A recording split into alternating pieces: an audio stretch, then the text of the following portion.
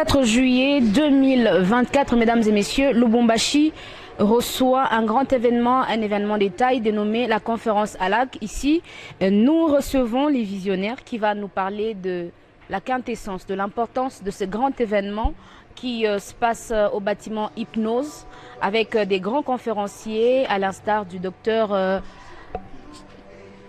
Chalo. Bonjour et bienvenue. Merci, bonjour, ça va? Oui, ça va très bien. Nous sommes à Lubumbashi aujourd'hui. Nous constatons la tenue de cette grande conférence ALAC. Qu'est-ce ALAC? Les gens se posent des questions, mais cet événement se tient annuellement, mais c'est quoi au juste? Bon, en fait, ALAC, c'est une vision qui date de déjà 22 ans, qui a été générée lorsque j'étais encore en Europe. Et l'objectif est simple. Nous nous sommes rendus compte que la crise sociétale est directement liée à la qualité du leadership qui est prévu. Or, au sommet du leadership, il y a un leader. Alors, nous nous sommes rendus compte que le leader a des déficits à 3 niveaux. Soit le caractère pose un problème, soit les compétences manquent, soit sa capacité de conjuguer avec les autres. Ça, c'est en fait le triangle qui fait la différence entre les grands leaders et les moindres. Les grands leaders ont travaillé nettement sur ça. Ils sont hyper compétents. C'est des gens d'intégrité, de caractère. Et c'est des gens aussi qui savent conjuguer avec les autres, entretenir des relations sur une durée. Alors, ça c'est un. Deux, nous avons découvert par les études que lorsqu'un leader s'améliore de 5%, son organisation s'améliore d'entre 15 et 20%. Ça, c'est un grand retour sur l'investissement.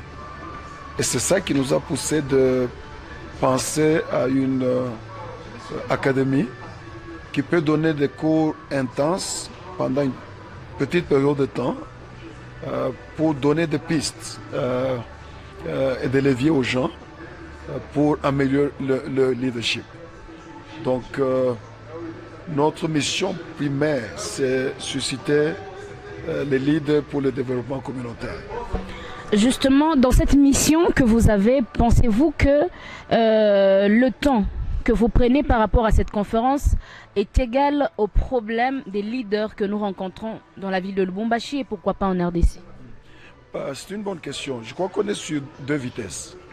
La première vitesse qui est en fait le cheval de bataille d'ALAC, c'est que nous avons 2 semaines et demie pratiquement de cours sur le campus universitaire à Cape Town, où les délégués viennent de partout, du continent africain, et on en a eu aussi 2 fois de l'Europe. Pendant 2 semaines et demie sur le campus, où c'est des cours normaux, comme à l'université. On est là du matin, 7h30 jusqu'à 17h chaque jour. On apprend avec des professeurs sur cette matière. Mais nous nous sommes rendus compte, tout le monde ne peut pas venir à Cape Town à cause du coût, distance, visa. Et nous nous sommes dit, est-ce qu'on ne peut pas faire le format conférence où nous donner juste des pistes d'entrée sur certaines matières et nous espérons que les leaders vont aller se former et s'améliorer eux-mêmes sur ces pistes. Donc ici, c'est le format dilué du format de leadership, de conférence sur 3 jours, juste donner de l'appétit dans un domaine de réflexion. Merci beaucoup, docteur. Dirigé en période de turbulence comme thématique pour l'année 2024. Pourquoi? À cause de la réalité du monde dans lequel nous vivons maintenant. Vous avez l'intervention qui vient de se terminer, on parle de la crise européenne. Et ça, c'est le vieux continent, on ne pouvait pas associer à ces choses. L'Afrique est en permanence sur un volcan qui est sur le point d'exploser. En Asie, aux Amériques, partout où vous tournez le regard, les choses bougent et bougent avec turbulence. Alors nous avons appris que la gamme de manœuvres qui est exigée pour des périodes de turbulence est totalement différente de celle qui est nécessaire en temps d'accalmie. Et c'est ainsi que nous venons pour dire, voilà, voici la réalité du temps, mais voici la dextérité qu'il faut développer pour diriger efficacement et amener vos organisations à bon point. Et selon vous, docteur, quelles sont les grandes turbulences que les leaders d'aujourd'hui doivent affronter? L'une des turbulences, c'est l'incertitude. Rien n'est sûr. Deuxièmement, c'est la mutation. Les gens bougent. Et troisièmement, on venait de le mentionner, la réflexion logique est remplacée par l'émotionnalisme, où les gens abondent maintenant pas par rapport à ce qui est logiquement intelligent, mais les appartenances au niveau de qu'est-ce qui excite nos émotions.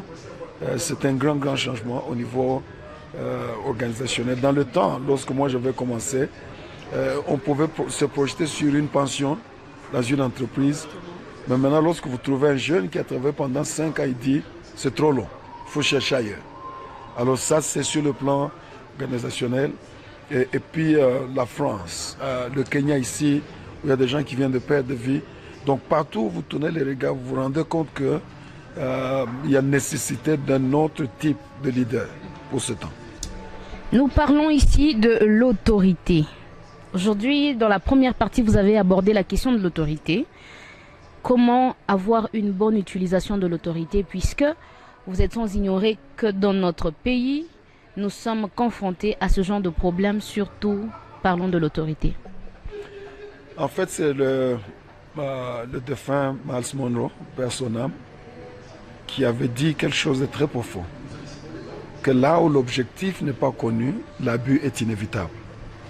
Donc lorsque quelqu'un ne sait pas en premier pourquoi Dieu a créé cette histoire qu'on appelle autorité, nous allons en abuser. Surtout, on en abuse. Malheureusement, c'est dans tous les domaines, et même le dernier bastion, qui est l'Église, où on pouvait dire au moins là, nous sommes tous mal partis. Pourquoi? C'est complexe. Très complexe, on essaie toujours de discerner, mais il y a toujours la tendance dans l'être humain d'être corrompu. Alors il faut mettre des bases pour encadrer les leaders afin qu'on ne puisse pas basculer dans des lieux très dangereux. En termes de solutions, c'est ça que nous sommes en train de proposer. Juste définir la chose premièrement et commencer à voir l'éthique dans laquelle cet élément qu'on appelle autorité fonctionne pour son maximum d'impact.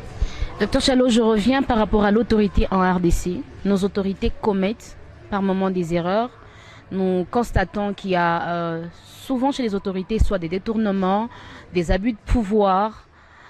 Par rapport à notre État, notre problème congolais, quelle est votre contribution? C'est complexe. Les institutions doivent être plus fortes que les individus pour sauver le meuble. Or, mon observation de loin, parce que je vis ailleurs depuis bientôt 4 décennies, donc je viens en visiteur, je pars, mais c'est que les individus sont plus puissants que les institutions. Et ça pose un problème partout, où les humains peuvent manipuler les choses dans leurs propres intérêts. Donc s'il y a quelque chose qu'il faut faire en premier, c'est redonner de la valeur et de la force aux institutions. De telle manière que tout celui qui entre, comme je parlais de l'autorité constitutionnelle, les règles, les décisions prises, la Constitution elle-même, les règlements d'ordre interne, et toutes ces choses-là contrôlent la société, le système. Je crois que ça peut nous lancer sur une bonne direction. Merci beaucoup, docteur. Nous poursuivons au cœur de la découverte d'Alak, cher Louchois. Cet événement n'est pas manqué, surtout pour nos leaders politiques. Alors, comment est-ce que nous pouvons intensifier le sens du discernement chez nos leaders? Bon, ça c'est le domaine de prédilection du docteur Guillain. Donc, j'aurais préféré qu'il puisse parler de ces choses et nous aider un petit peu. Mais à mon niveau, je ne suis qu'un rassembleur de leaders et les meilleures intelligences pour que chacun amène son expertise. Merci beaucoup, mesdames et messieurs. C'était notre échange avec le docteur Tchalo concernant un leader, l'Académie des leaders ici à Lubumbashi. Nous vous invitons à venir massivement participer à cette conférence qui est très bénéfique, surtout pour la population louchoise ainsi que congolaise. Nous vous disons merci et à très bientôt.